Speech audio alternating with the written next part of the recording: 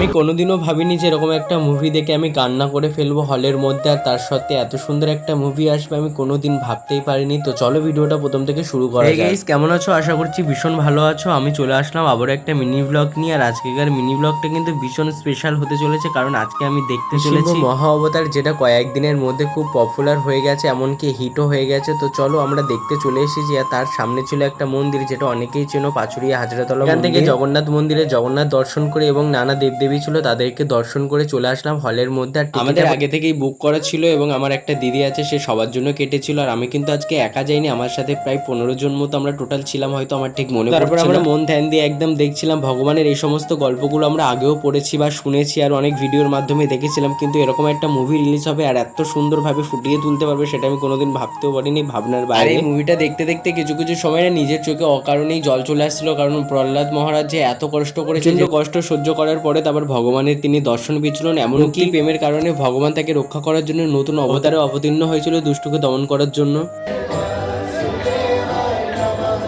তারপরে মেন যে আকর্ষণটা আমাদের ভগবান নৃসিংহদেব, তিনি দেখো অবতীর্ণ হয়েছে হিরণ্যকশিপুরকে বধ করার জন্য। তোমরা অনেকেই শুনেছো নৃসিংহদেবের কাহিনী, কিন্তু একবার হলেও যদি হলে গিয়ে এই মুভিটা দেখে আসো তাহলে বুঝতে পারবে যে ভগবান কত কি করেছিল এবং প্রহ্লাদ মহারাজ কত কিছু সহ্য করেছিলেন, কতটা কষ্ট পেয়েছিলেন। তো 2025-এর মধ্যে এটাই বেস্ট মুভি মনে হয়েছে। তোমাদের মতামতটাও আমাকে জানিয়ে যাও, যারা এখনো পর্যন্ত দেখোনি তারা কিন্তু প্লিজ একবার হলেও হলে গিয়ে দেখে এসো।